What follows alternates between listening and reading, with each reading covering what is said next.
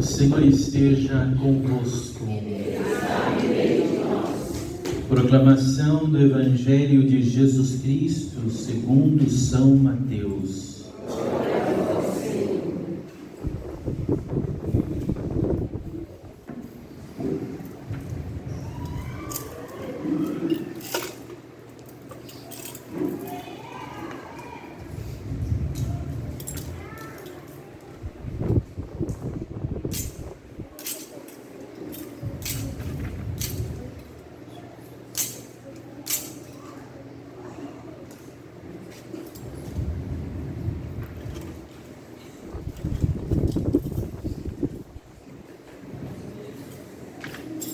Naquele tempo,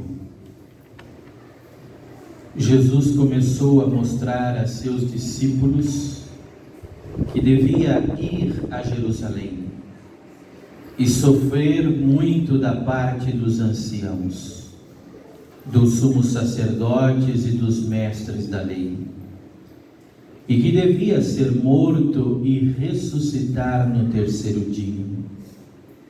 Então Pedro tomou Jesus à parte e começou a repreendê-lo, dizendo: Deus não permita tal coisa, Senhor, que isso nunca te aconteça. Jesus, porém, voltou-se para Pedro e disse: Vai para longe, Satanás. Tu és para mim uma pedra de tropeço, porque não pensas as coisas de Deus, mas sim as coisas dos homens. Então Jesus disse aos discípulos: Se alguém quer me seguir, renuncie a si mesmo, tome a sua cruz e me siga. Pois quem quiser salvar a sua vida vai perdê-la. E quem perder a sua vida por causa de mim, vai encontrá-la. De fato, que adianta o homem ganhar o mundo inteiro, mas perder a sua vida? O que poderá alguém dar em troca de sua vida? Porque o Filho do Homem virá na glória do seu Pai, com os seus anjos, e então retribuirá a cada um de acordo com a sua conduta. Palavra da salvação. Glória ao Senhor.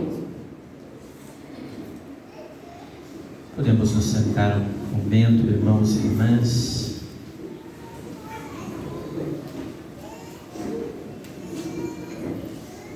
Quem quiser salvar a sua vida vai perdê-la.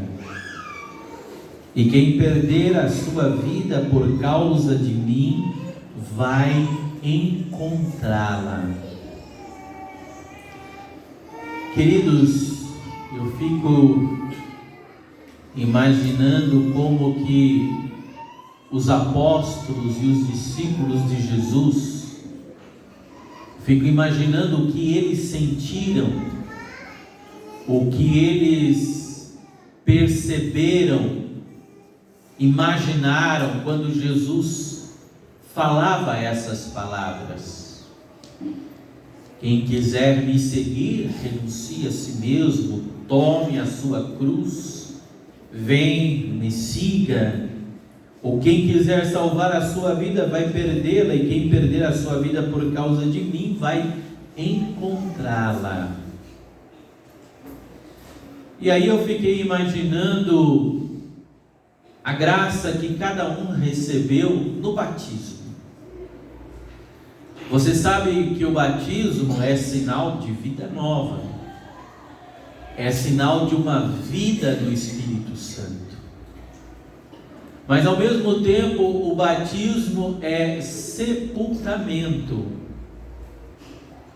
Sepultamento do homem velho, sepultamento da mulher velha, para que nasça o homem e a mulher renovados pela graça de Deus.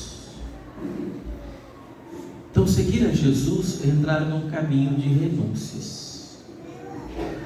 num caminho de aprender por amor a Deus a lutar contra aquilo que em nós nos afasta do próprio Deus. Lutar contra aquilo que pode atrapalhar o nosso crescimento na fé. Lutar contra aquilo que tenta roubar de nós a alegria da salvação.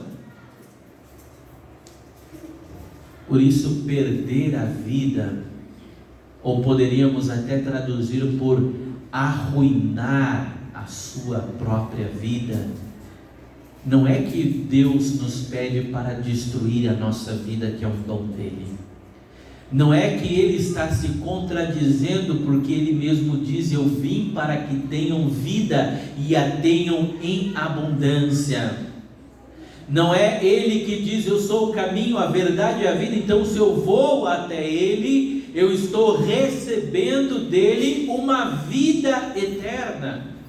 E uma vida na graça para essa vida também. Agora, o que significa aqui perder essa vida? Ou arruinar essa vida?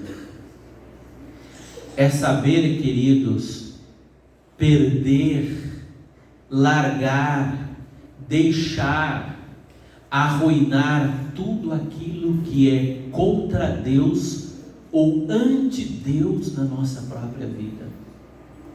É saber arruinar em nós uma vida de pecado, uma vida de adultério, uma vida de infidelidade, uma vida de obstinação no mal, uma vida de perversidade. É essa vida que nós temos que aprender a perder. Uma vida que aparentemente, para quem não crê em Deus, ou quem não ama a Deus, é a vida que muitos desejam. Ou seja, a vida de pecado, a vida de uma liberdade permissiva, que tudo pode, deu vontade, vai lá, faz, está com vontade, está com desejo, vai lá e faz, e comete um pecado, ou comete um crime, ou comete uma mentira, ou comete um roubo. É esse tipo de vida que precisa ser perdida, que precisa ser arruinada e que precisa também ser enfraquecida dentro de nós. Porque senão não vamos experimentar as alegrias e profundamente a ternura de um Deus que nos convida a viver como filhos. E Pedro teve que aprender isso. Quando Jesus diz: o Filho do Homem vai ser perseguido, vai ser morto, mas vai ressuscitar no último dia, mas o Filho do Homem deve sofrer. E Pedro chama Jesus do lado: Jesus, a tua pregação, mais ou menos esse sentido que ele dá, a tua pregação está fazendo tanto sucesso, o Senhor está fazendo tantos milagres, tantas libertações, ou seja, o teu ibope, Jesus, está lá em cima. E agora você vem com esse papo de sofrimento, você vem com esse papo de renúncia, você vem com esse papo de sacrifício, você vem com esse papo de morte, as pessoas vão te abandonar. Olha só o que é sucesso em você agora por essa pregação, que você vai morrer, que o Filho do Homem vai morrer, que tudo vai acabar. Mas Jesus não disse que tudo iria acabar, que ele iria ressuscitar. Mas Pedro olhou como se tudo lhe fosse acabar. Pedro diz que Deus não te permita isso. E Jesus olha para ele, é claro, vê entre ele e Pedro alguém que atravessa no meio, porque o diabo é o atravessador no projeto de Deus para a nossa vida. E Jesus o exorciza, dizendo: vai para trás, Satanás, porque os teus pensamentos não são os de Deus, mas os dos homens. Jesus ainda humilha o próprio diabo, dizendo que a maneira dele pensar é uma maneira distorcida de quem perdeu a referência de Deus, de quem não ama a Deus e de quem agora tem uma razão e um modo de pensar totalmente diferente do modo de pensar de Deus. E diz ao diabo, assim como muitos seres humanos que estão perdidos porque não pensam como Deus, não pensam a partir da fé ou com a razão iluminada pela fé, tu também, diabo, tu também está perdido, porque pensas como os homens, ou seja, o teu pensamento é totalmente contrário ao pensamento de Deus. Porque o que é um homem e uma mulher que não se deixa guiar pela vontade de Deus? É alguém perdido, queridos. Alguém que não é iluminado pela luz da fé, não se deixa conduzir pelo Espírito Santo, é alguém que está perdido, está sem direção. Por isso nós precisamos sempre estarmos abertos a essa luz que vem de Deus, a essa graça de Deus, lutar para estar sempre na graça, para que essa graça nos conduza, porque sem essa graça, somos capazes de gerar e de produzir as piores coisas que um ser humano é capaz de fazer. Então Jesus vai ensinando a Pedro: Pedro, a primeira coisa que você deve fazer quando você está me seguindo é parar de pensar como os homens, parar de pensar na lógica somente dos homens, porque, queridos, a lógica do homem é uma lógica muito mesquinha. Quantas pessoas a gente vê nos dias de hoje que dizem: mas eu não quero me comprometer com nada a não ser comigo mesmo. Eu estou só preocupado comigo mesmo, eu estou preocupado com a minha vida, com o meu desenvolvimento, com o meu crescimento, com o meu bem-estar, comigo somente.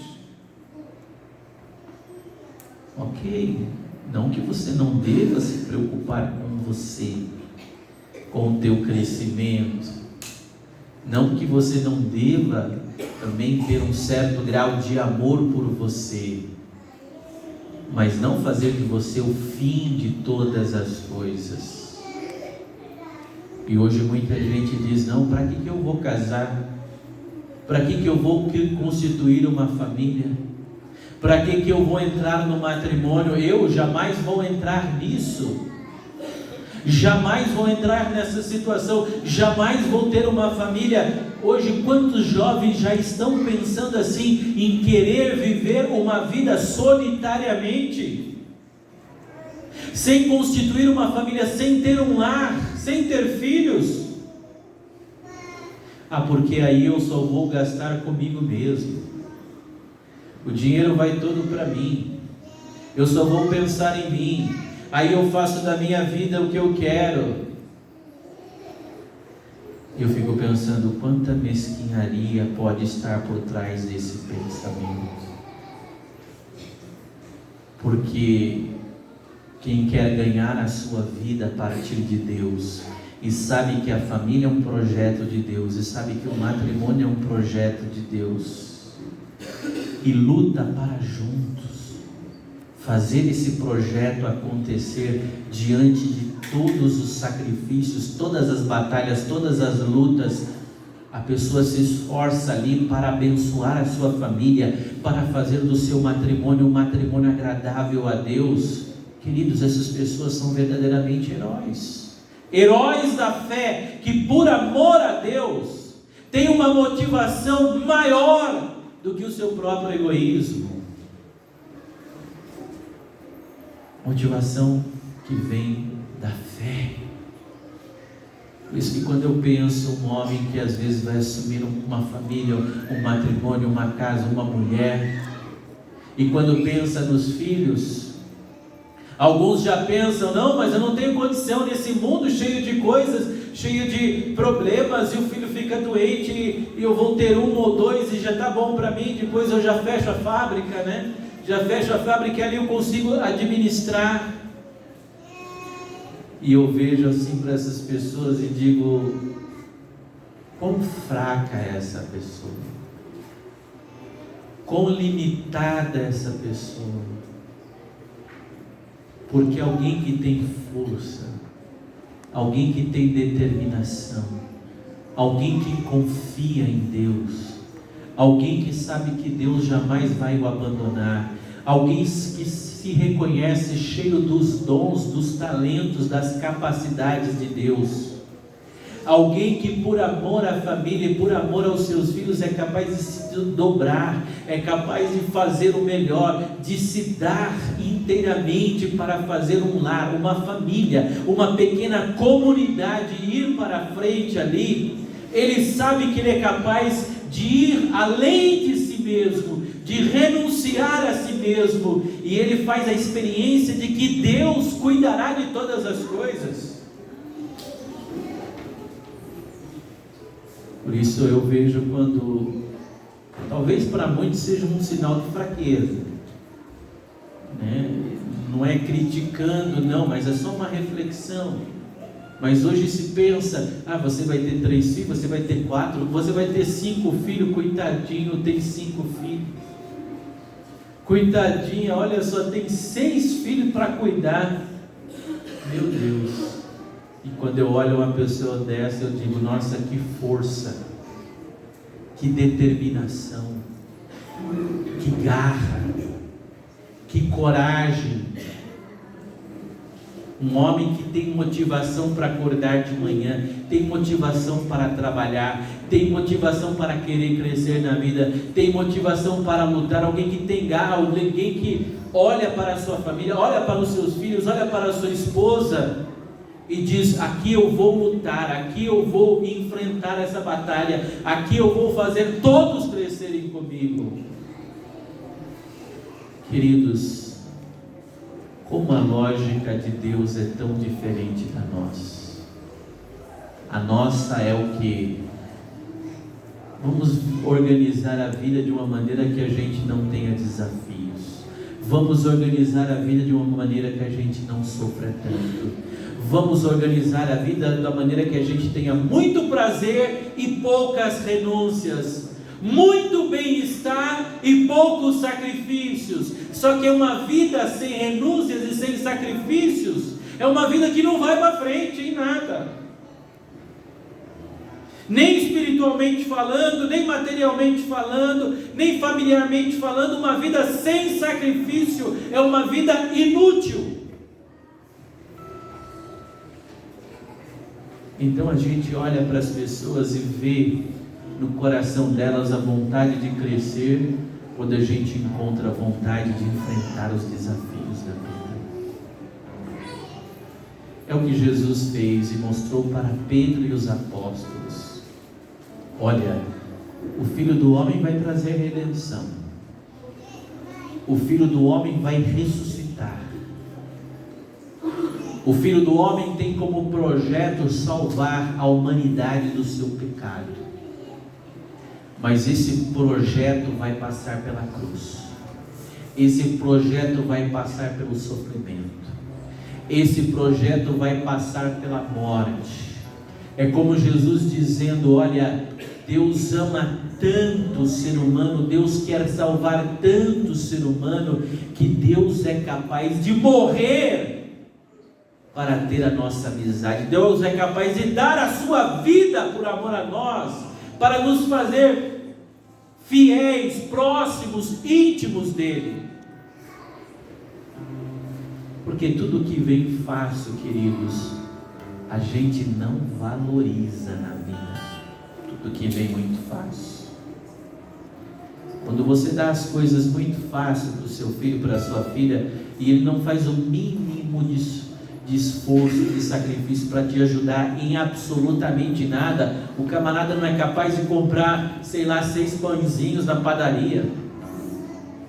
Você fala para o filho: filho, busca lá 6 pãezinhos. Não quero, mas eu quero o celular de última geração. Ou a filha que não é capaz de ajudar a lavar uma louça, principalmente no final de um almoço de domingo. Ah, mas eu quero um notebook para mim poder estudar. Você não é capaz de lavar uma louça? Queridos, às vezes, temos que entrar numa outra lógica de ajudar uns aos outros a valorizarmos naquilo que custa muito. Também vai exigir muito de nós. A salvação também. Se Jesus fez tudo isso por nós, toda a renúncia, tudo aquilo que a gente se sacrifica para fazer a vontade dele, é um ato de amor por ele. É um ato de dizer: Senhor, eu quero colaborar com aquilo que o Senhor já fez. Eu quero, através dessa minha renúncia, desse meu esforço, dessa minha dedicação, dizer: olha, Senhor, eu não quero atrapalhar a obra que o Senhor está fazendo em mim. Por isso, queridos, todo o nosso esforço, dedicação e empenho para estarmos próximos de Deus é para não atrapalhar a obra dele em nós. O Senhor nos dê essa graça de seguirmos a Ele também, passando pelo chão batido da cruz do nosso dia a dia, pelo chão batido da cruz. Que o Espírito nos fortaleça, que a graça de Deus haja em nós para ir transformando a nossa mente, como diz São Paulo hoje na segunda leitura. Transformai-vos pela renovação da vossa mentalidade. Ter uma mente iluminada pela palavra de Deus. E louvado seja Deus porque você está aqui hoje. Louvado seja Deus porque a sua alma, ela é atraída pelas coisas de Deus. Louvado seja Deus porque o teu coração e a tua mente têm fome da verdade de Deus. Porque eu fico imaginando, queridos, quanto lixo muitas vezes é jogado sobre a tua mente durante a semana, principalmente através dos meios de comunicação, e quem tem mais acesso sabe disso. Quanto lixo é jogado dentro da tua consciência. E ainda diante de tanto lixo, você ter a coragem de confrontar esse lixo com a palavra de Deus. Isso é para gente que realmente experimenta o toque do Espírito Santo no seu coração. Que o Espírito continue esse trabalho em nós, de vencer em nós as falsas ideias, de vencer em nós os pensamentos errados, de vencer em nós a maneira do mundo pensar e fazer com que a vontade de Deus esteja no centro da nossa vida, seja a nossa alegria. Nunca deixe de buscar a vontade de Deus. Mesmo quando você esbarra nas tuas dificuldades, esbarra nos teus pecados, esbarra nos teus limites, nunca deixe de dizer não. A palavra de Deus, a graça de Deus, o Espírito Santo é mais poderoso na minha vida e eu vou continuar buscando. Porque eu creio que enquanto eu caminho, que enquanto eu busco, que enquanto eu vou atrás de Jesus, no caminho Deus vai trabalhando, Deus vai me curando, Deus vai me libertando. É no caminho que Deus vai fazendo a sua obra em nós. Por isso, nunca deixe de seguir a Jesus. Nunca deixe de buscar a Jesus. Nunca deixe de desejar crescer no amor de Deus na sua vida. Louvado seja nosso Senhor Jesus Cristo.